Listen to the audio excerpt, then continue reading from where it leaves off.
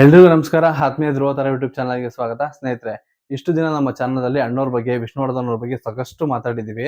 ಆದ್ರೆ first time Shankar ನಾಗ್ ಅವರ ಬಗ್ಗೆ ಮಾತಾಡ್ತಾ ಇದ್ದೀನಿ. ಅವರ ಒಂದು ಅದ್ಭುತವಾಗಿರೋ ಸಿನಿಮಾ ಯಾವುದು ಅಂತಂದ್ರೆ 1990ರಲ್ಲಿ ಬಂದಂತಹ ಹೊಸ ಜೀವನ ಸಿನಿಮಾ. ಈ ಸಿನಿಮಾಗೆ ನಾಯಕರಾಗಿ ಶಂಕರ್ ನಾಗ್ ಅವರು ಅಭಿನಯ ಮಾಡ್ತಿರ್ತಾರೆ. ಈ ಸಿನಿಮಾಗೆ ನಾಯಕಿ ಆಯ್ಕೆಯಾಗಿದ್ದು ಒಂದು ವಿಶೇಷ ಅಂತ ಹೇಳ್ಬೋದು. 1990ರಲ್ಲಿ ಹುಟ್ಟಿರೋರಿಗೆಲ್ಲ ಗೊತ್ತಿರುತ್ತೆ. ರಾಮಾಯಣ ಮತ್ತು ಮಹಾಭಾರತ ಒಂದು ಧಾರಾವಾಹಿ ಬರ್ತಿತ್ತು ಹಿಂದಿಲಿ. ಆ ರಾಮಾಯಣ ಪಾತ್ರಧಾರಿ ಸೀತೆ ಪಾತ್ರ ಯಾರು ಮಾಡಿರ್ತಾರೆ, ದೀಪಿಕಾ ಅನ್ನೋರು, ಅವರು ಹೊಸ ಜೀವನ ಸಿನಿಮಾಗೆ ನಾಯಕಿ ಆಗಿದ್ದಾರೆ. ಮೊದಲಿಗೆ ಅವ್ರನ್ನ ಕರೆ ತರೋದು ಸಿಕ್ಕಾಪಟ್ಟೆ ಕಷ್ಟ ಆಗಿತ್ತಂತೆ, ರೆಮ್ಯುನೇಷನ್ ಜಾಸ್ತಿ ಇತ್ತು ಅಂತ ಬಿಟ್ಟಿದ್ರು. ಅದಾದ್ಮೇಲೆ ಮತ್ತೆ ಅವರೇ ಇದಕ್ಕೆ ಸೂಕ್ತ ಅಂತ ಅನ್ಕೊಂಡು ವಾಪಸ್ ಮತ್ತೆ ಅವ್ರನ್ನೇ ಕರ್ಕೊಂಡ್ ಬಂದ್ರು. ಅವರು ಮುಂಬೈ ಮೂಲದವರು.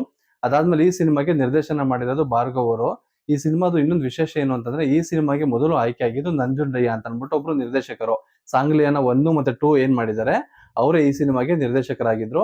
ಆದ್ರೆ ಅವರು ಅಕಾಲಿಕ ಮರಣ ಹೊಂದುತ್ತಾರೆ ಈ ಸಿನಿಮಾದ ಒಂದು ಚಿತ್ರೀಕರಣ ಸಂದರ್ಭದಲ್ಲಿ. ಆಗ ಕತೆ ಎಲ್ಲ ರೆಡಿ ಆಗಿರುತ್ತೆ. ಆಗ ಸಿನಿಮಾ ಚಿತ್ರೀಕರಣ ಮಾಡ್ಬೇಕು ಅನ್ನೋ ಟೈಮಲ್ಲಿ ಅವರು ಮರಣ ಹೊಂದಿದ್ಮೇಲೆ ಆ ಒಂದು ಜಾಗಕ್ಕೆ ಭಾರ್ಗವ್ ಅವ್ರನ್ನ ಸೆಲೆಕ್ಟ್ ಮಾಡ್ತಾರೆ ಶಂಕರ್ ನಾಗ್ ಅವರು. ನಿರ್ಮಾಪಕರ ಹತ್ರ ಅವರೇ ಮಾತಾಡಿ ಭಾರ್ಗವ್ ಅವ್ರ ಹತ್ರ ಈ ಸಿನಿಮಾನ ಮಾಡ್ಸೋಣ ಅಂತ ಹೇಳಿ ಮಾಡಿಸ್ತಾರೆ. ಈ ಸಿನಿಮಾ 1990ರಲ್ಲಿ ತೆರೆ ಕಾಣುತ್ತೆ. ದೊಡ್ಡ ಮಟ್ಟದಲ್ಲಿ ಸಿನಿಮಾ ಸಕ್ಸಸ್ ಕೂಡ ಆಗುತ್ತೆ. ಆದ್ರೆ 4 ವಾರ ಆದ್ಮೇಲೆ, ಸಿನಿಮಾ ರಿಲೀಸ್ ಆಗಿ ಮೊದಲು 4 ವಾರ ಸಿನಿಮಾ ಸಾಧಾರಣವಾಗಿ ಯಶಸ್ಸು ಕಾಣುತ್ತೆ. ದೊಡ್ಡ ಮಟ್ಟದಲ್ಲಿ ಜನ ಥಿಯೇಟರ್ ಬರ್ತಾರಲ್ಲ, 4 ವಾರ ಆದ್ಮೇಲೆ ಸಿನಿಮಾ ಪಿಕಪ್ ತೊಗೊಳುತ್ತೆ. ತುಂಬಾ ಚೆನ್ನಾಗಿ ಕೂಡ ರನ್ ಆಗುತ್ತೆ. ಏಂತು ಮೊದಲು 4 ವಾರ ಈ ಸಿನಿಮಾ ಖಾಲಿ ಹೊಡಿತು ಥಿಯೇಟ್ರು, ಏಂತು ಜನ ಬಂದಿಲ್ಲ ಅಂತಂದ್ರೆ, ಮೊದಲೇ ನಿರ್ದೇಶಕರು ನಿರ್ಮಾಪಕರಿಗೆ ಹೇಳಿರ್ತಾರಂತೆ, ಜುಲೈ 26ನೇ ತಾರೀಕು 1990ರಲ್ಲಿ ಮಾಲಾಶ್ರೀ ಅವರ ಒಂದು ಪೊಲೀಸನ ಹೆಂಡತಿ ಅನ್ನೋ ಸಿನಿಮಾ ಬರ್ತಿದೆ. ಆ ಮಾಲಾಶ್ರೀ ಅವರ ಮುಂದೆಗಡೆ ನಾವೇನಾದ್ರೂ ಸಿನಿಮಾನ ರಿಲೀಸ್ ಮಾಡಿದ್ರೆ ನಮ್ ಸಿನಿಮಾಗೆ ಹೊಡೆತ ಬೀಳುತ್ತೆ ಅಂತ ಅನ್ಬಿಟ್ಟು. ಆದ್ರೂ ಸಹ ನಿರ್ಮಾಪಕರು ಶೈಲೇಂದ್ರ ಬಾಬು ಅವ್ರು ಏನ್ ಮಾಡ್ತಾರೆ, ನಮ್ಮಲ್ಲೂ ಒಬ್ರು ಸೂಪರ್ ಸ್ಟಾರ್ ಇದ್ದಾರೆ ಶಂಕರ್ ನಾಗ್ ಅವರು, ಹಾಗಾಗಿ ಈ ಸಿನಿಮಾನ ಅದೇ ದಿನ ರಿಲೀಸ್ ಮಾಡೋಣ, ನಮ್ ಸಿನಿಮಾನು ಚೆನ್ನಾಗಿದೆ, ಒಳ್ಳೆ ಕತೆ ಇದೆ, ಓಡುತ್ತೆ ಅಂತ ಅನ್ಬಿಟ್ಟು.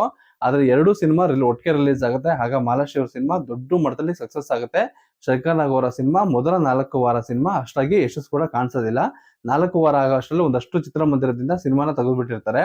ಅದಾದ್ಮೇಲೆ ಸಿನಿಮಾ ಪಿಕಪ್ ಆಗಿ ಸ್ಟೋರಿ ತುಂಬಾ ಚೆನ್ನಾಗಿರೋದ್ರಿಂದ ಈ ಸಿನಿಮಾ 100 ಡೇಸ್ ಕೂಡ ಹೋಗುತ್ತೆ. ಹಾಕಿದ್ದ ಬಂಡವಾಳಕ್ಕಿಂತ 2 ಪಟ್ಟು ಲಾಭ ಕೂಡ ಬರುತ್ತೆ. ಈ ಸಿನಿಮಾದ ಬಜೆಟ್ ಎಷ್ಟು ಅಂತ ನೋಡೋದಾದ್ರೆ, ಆಗಿನ ಕಾಲಕ್ಕೆ ಅಂದ್ರೆ 1990ರಲ್ಲಿ ಈ ಸಿನಿಮಾದ ಬಜೆಟ್ 40 ಲಕ್ಷ ರೂಪಾಯಿ ಆಗಿರುತ್ತೆ. ಹಾಗೆಲ್ಲ ಅಣ್ಣವ್ರ ಸಿನಿಮಾಗಳನ್ನ ಮಾಡ್ಬೇಕು ಅಂತಂದ್ರೆ 40ರಿಂದ 45 ಲಕ್ಷ ಮ್ಯಾಕ್ಸಿಮಮ್ ಖರ್ಚು ಮಾಡ್ತಿದ್ರು. ಪೌರಾಣಿಕ ಸಿನಿಮಾ ಅಂದ್ರೆ ಮಾತ್ರ ಒಂದು 50 ಲಕ್ಷ ಖರ್ಚಾಗ್ತಿತ್ತು. ಆದ್ರೆ ಶಂಕರ್ ನಾಗ್ ಅವ್ರಿಗೆ ಈ ಸಿನಿಮಾ ಬಜೆಟ್ ಅತಿ ಹೆಚ್ಚಾಗುತ್ತೆ. ಈ ಸಿನಿಮಾದ ಒಂದು ಅನಾಥ ಮಗುವಾದ ಸಾಂಗು ಇದನ್ನೆಲ್ಲ ಕೂಡ ಬೆಂಗಳೂರಲ್ಲಿ ಚಿತ್ರೀಕರಣ ಮಾಡಿರ್ತಾರೆ. ಅರಮನೆ ಮೈದಾನ ಏನಿದೆ ಅದ್ರ ಮುಂದೆನೆ ಸೆಟ್ ಹಾಕಿ ಚಿತ್ರೀಕರಣ ಮಾಡಿರ್ತಾರೆ. ಬೇರೆ ಭಾಗಗಳು ಅಂತಂದ್ರೆ ಶಿವನ ಸಮುದ್ರದಲ್ಲಿ ಈ ಸಿನಿಮಾದ ಚಿತ್ರೀಕರಣ ಕೂಡ ನಡೆದಿರುತ್ತೆ. ಈ ಸಿನಿಮಾ ಭಾರ್ಗವ್ ಅವರು ಅದ್ಭುತವಾಗಿ ನಿರ್ದೇಶನ ಮಾಡಿದ್ದಾರೆ. ಯಾಕಂದ್ರೆ ನೀವು ಭಾರ್ಗವ್ ಅವ್ರ ಸಿನಿಮಾಗಳನ್ನ ನೋಡಿರ್ಬೋದು. ಮದ್ವೆ ಮಾಡು ತಮಾಷೆ ನೋಡು ಆಗಿರ್ಬೋದು, ಒಳ್ಳೊಳ್ಳೆ ಅದ್ಭುತವಾಗಿರೋ ಸಿನಿಮಾಗಳನ್ನ ಕೊಟ್ಟಿದ್ದಾರೆ. ತುಂಬಾ ಒಳ್ಳೆ ಡೈರೆಕ್ಟರ್ ಕೂಡ ಅವರು. ಹೌದು, ಈ ಸಿನಿಮಾ 1989ರಲ್ಲಿ ಪಾರ್ಥಿಬನ್ ಅಭಿನಯದ ಒಂದು ತಮಿಳು ಸಿನಿಮಾದ ರಿಮೇಕ್ ಇದು. ತಮಿಳಲ್ಲಿ ಪಾರ್ಥಿಬನ್ ಅವರೇ ನಿರ್ಮಾಣ ಮಾಡಿರ್ತಾರೆ, ನಿರ್ದೇಶನ ಕೂಡ ಅವರೇ ಮಾಡಿರ್ತಾರೆ, ಅಭಿನಯ ಕೂಡ ಅವರೇ ಮಾಡಿರ್ತಾರೆ.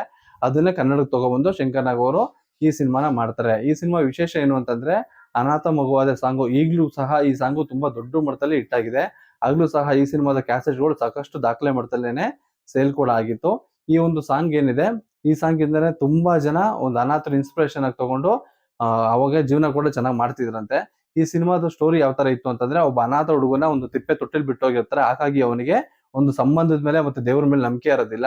ಕೊನೆಗೆ ಸಂಬಂಧದ ಮೇಲೆ ಯಾವ ತರ ನಂಬಿಕೆ ಬರುತ್ತೆ, ಒಂದು ನಾಯಕಿ ಅವ್ರನ್ನ ಯಾವ ತರ ತಿದ್ದುತ್ತಾರೆ ಅನ್ನೋದೇ ಈ ಸಿನಿಮಾದ ಕತೆ. ಈ ಸಿನಿಮಾದಲ್ಲಿ ನಾಯಕ ಏನು ಅಭಿನಯ ಮಾಡಿದ್ದಾನೆ ಅದಕ್ಕೆ ಸರಿಸಮಾನವಾಗಿ ನಾಯಕಿ ಪಾತ್ರ ಕೂಡ ಇದೆ. ಒಂದು ಹಂತದಲ್ಲಿ ಹೇಳ್ಬೇಕು ಅಂತಂದ್ರೆ ನಾಯಕಿ ಪ್ರಧಾನ ಸಿನಿಮಾ ಅಂತಾನೆ ಹೇಳ್ಬೋದು. ಶಂಕರ್ ನಾಗ್ ಅವರು ಯಾವಲ್ಲೂ ಕೂಡ ಬಿಟ್ಕೊಟ್ಟಿಲ್ಲ ಅಭಿನಯದಲ್ಲಿ. ಅಷ್ಟು ಅದ್ಭುತವಾಗಿ ಅಭಿನಯ ಮಾಡಿರೋಂಥ ಸಿನಿಮಾ ಇದು. ಈ ಸಿನಿಮಾದ ದಾಖಲೆಗಳು ಹೇಳ್ಬೇಕು ಅಂತಂದ್ರೆ, ಈ ಸಿನಿಮಾ ಬೆಂಗಳೂರಲ್ಲಿ 100 ದಿನ ಓಡುತ್ತೆ. ಈ ಸಿನಿಮಾ ಉತ್ತರ ಕನ್ನಡ ಮತ್ತು ಮಧ್ಯ ಕರ್ನಾಟಕ ಏನಿದೆ ಅಲ್ಲಿ ಈ ಸಿನಿಮಾ 150 ದಿನಗಳ ಕಾಲ ಭರ್ಜರಿ ಪ್ರದರ್ಶನ ಕೂಡ ಕಾಣುತ್ತೆ. ನನ್ನ ಪ್ರಕಾರದಲ್ಲಿ ಹೇಳ್ಬೇಕು ಅಂತಂದ್ರೆ, ಶಂಕರ್ ನಾಗ್ ಅವ್ರ ಅಭಿನಯ ಯಾವ ತರ ಇತ್ತು ಅಂತಂದ್ರೆ, ಔಟ್ ಅಂಡ್ ಔಟ್ ಒಂದು ಮಾಸ್ ಲುಕ್ ಶಂಕರ್ ನಾಗ್ ಅವ್ರಿಗಿತ್ತು. ಅವ್ರು ಯಾವುದೇ ಒಂದು ಸಿನಿಮಾ ಮಾಡಿದ್ರು ಕೂಡ ಅದಕ್ಕೆ ತಕ್ಕನಾಗಿ ಸೂಟ್ ಆಗ್ತಿದ್ರು. ಈ ಸಿನಿಮಾದಲ್ಲೂ ಅಷ್ಟೇ ಅವರು ಸಿಕ್ಕಾಪಟ್ಟೆ ಅದ್ಭುತವಾಗಿ ಅಭಿನಯ ಮಾಡಿದ್ದಾರೆ. ಫೈಟ್ ಸೀನ್ ಅಂತೂ ಸಿಕ್ಕಾಪಟ್ಟೆ ಚೆನ್ನಾಗಿದೆ ಈ ಸಿನಿಮಾದಲ್ಲಿ. ಸಾಂಗ್ಲಿಯಾನ ಸಿನಿಮಾಗಳು ಏನಿತ್ತು ಅದಕ್ಕಿಂತ ಈ ಸಿನಿಮಾ ಬೆಟರ್ ಆಗಿದೆ. ಆದ್ರೆ ಈ ಸಿನಿಮಾ ಒಂದು ಕೊರಗು ಏನು ಅಂತಂದ್ರೆ, ಈ ಸಿನಿಮಾ ತಮಿಳಲ್ಲಿ ಬಂದ ಮೇಲೆ ಕನ್ನಡಕ್ಕೆ ಬಂತು. ಮೊದಲೇ ಏನಾದ್ರು ಕನ್ನಡಕ್ಕೆ ಬಂದಿರೋ ಈ ಸಿನಿಮಾ ದೊಡ್ಡ ಮಟ್ಟದಲ್ಲಿ ರೆಕಾರ್ಡ್ ಕೂಡ ಮಾಡಬೇಕಾಗಿತ್ತು. ಅಷ್ಟು ಒಳ್ಳೆ ಕತೆ ಇರುವಂತ ಸಿನಿಮಾ ಇದು. ಶಂಕರ್ ನಾಗ್ ಅವ್ರನ್ನ ಈಗ್ಲೂ ಸಹ ಯಾವ ತರ ನಾವು ನೆನ್ಪು ಮಾಡ್ಕೋತೀವಿ ಅಂದ್ರೆ, ಪ್ರತಿಯೊಂದು ಆಟೋ ನೋಡಿದಾಗ ಕೂಡ ನಮಗೆ ಶಂಕರ್ ನಾಗ್ ಅವರೇ ನೆನಪಾಗ್ತಾರೆ. ಈಗ ನಿನ್ನೆ ಮೊನ್ನೆ ಯಾರೋ ಒಬ್ಬ ಹೊಸ ಹುಡುಗ ಅಂದ್ರೆ ಶಂಕರ್ ನಾಗ್ ಅವರು ಸತ್ತಾಗ ಹುಡುಗ ಹುಟ್ಟೇ ಇರೋದಿಲ್ಲ. ಶಂಕರ್ ನಾಗ್ ಅವ್ರು ಸತ್ತಾಗ ಆ ಹುಡುಗ ಹುಟ್ಟೇ ಇರೋದಿಲ್ಲ. ಅವ್ನು ನಿನ್ನೆ ಮೊನ್ನೆ ಆಟೋ ತಗೊಂಡ್ರು ಸಹ ಅವ್ನು ಮೊದಲು ಹೇಳದೇನೆ ಶಂಕರ್ ನಾಗ್ ಅವ್ರ ಹೆಸರನ್ನೇ. ಯಾಕೆಂತಂದ್ರೆ ಆಟೋ ಅಂತಂದ್ರೆ ಅದು ಶಂಕರ್ ನಾಗ್ ಅವರು. ಆಟೋ ರಾಜ ಅಂತ ಒಂದು ಸಿನಿಮಾ ಏನ್ ಮಾಡಿದ್ರು ಅದರಿಂದ ಶಂಕರ್ ನಾಗ್ ಅವ್ರಿಗೆ ಸಾಕಷ್ಟು ಖ್ಯಾತಿ ಕೂಡ ಬಂತು. ಈಗಲೂ ಸಹ ಬೆಂಗಳೂರಲ್ಲಿ ಒಂದು 100 ಆಟೋ ಸ್ಟ್ಯಾಂಡ್ ಇತ್ತು ಅಂತಂದ್ರೆ ಅದ್ರಲ್ಲಿ ಮಿನಿಮಮ್ 50 ಆಟೋ ಸ್ಟ್ಯಾಂಡ್ಗೆ ಶಂಕರ್ ನಾಗ್ ಅವ್ರ ಹೆಸರೇ ಇರುತ್ತೆ. ಅಷ್ಟು ದೊಡ್ಡ ಮಟ್ಟದಲ್ಲಿ ಆಟೋ ಓಡಿಸುವಂತ ಅಭಿಮಾನಿಗಳನ್ನ ಶಂಕರ್ ನಾಗ್ ಅವರು ಪಡ್ಕೊಂಡಿದ್ರು.